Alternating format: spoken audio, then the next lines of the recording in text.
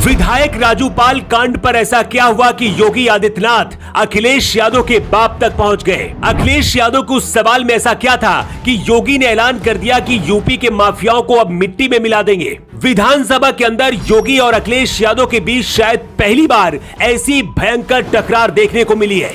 लेकिन ऐसे हालात क्यों बने और योगी अखिलेश एक दूसरे के सामने क्यों आए, इसकी पूरी इनसाइड स्टोरी समझनी आपके लिए बहुत जरूरी है। प्रयागराज में राजू पाल हत्याकांड के मुख्य गवाह उमेश पाल और उसके गनर की हत्या की वारदात को अंजाम दिया गया। जिस तरह से घटना को अंजाम दिया गया, इससे तय है कि पहले से ही पूरी प्लानिंग की गई थी। पिछले 17 साल से उमेश पाल अतीक अहमद के खिलाफ अपनी बहन पूजा पाल को इंसाफ दिलाने के लिए लड़ाई लड़ रहे थे। योगी और अखिलेश यादव के बीच विधानसभा में टक्कर क्यों हुई, आगे बताएंगे। लेकिन उससे पहले आपको राजू पाल हत्याकांड के बारे में बताते हैं, जिसके जख्म एक बार फिर से ताजा हो गए हैं। 25 जनवरी 2005 को शहर पश्चिम के विधायक राजू पाल को इलाहाबाद के सुलेमसराय इलाके में गोलियों से भून दिया गया था। राजू पाल और अतीक अहमद के बीच राजनीतिक दुश्मनी चल रही थी। कहते राजू पाल को मारने के लिए अतीक अहमद ने अपने भाई को जिम्मेदारी दी थी और उसी ने पूरे प्लान को तैयार किया था।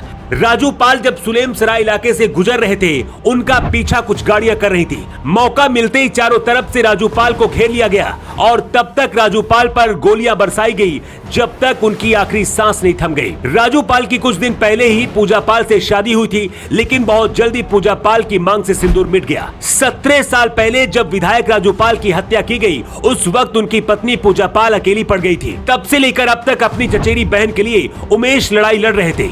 इसी 27 फरवरी को कोर्ट में फाइनल सुनवाई होनी थी, लेकिन उससे पहले ही उमेश पाल को गोली और बम से उड़ाकर खत्म कर दिया गया। प्रयागराज में उमेश पाल शूटआउट को लेकर ही अखिलेश यादव ने विधानसभा में सवाल उठाए थे। इसके जवाब में योगी आदित्यनाथ ने कहा कि सपा ही इन माफियाओं को पालती पोसती है। सीएम योगी ने सपा पर आरोप लगाते हुए कहा कि माफिया अतीक अहमद को आपने विधायक बनाया। 2004 और 2009 में उस माफिया को सांसद बनाने का काम भी सपा ने किया। योगी ने कहा, माफिया किसी भी पार्टी का हो, हमारी सरकार उसकी कमर तोड़ने का काम करेगी और हम उसे मिट्टी में मिला देंगे।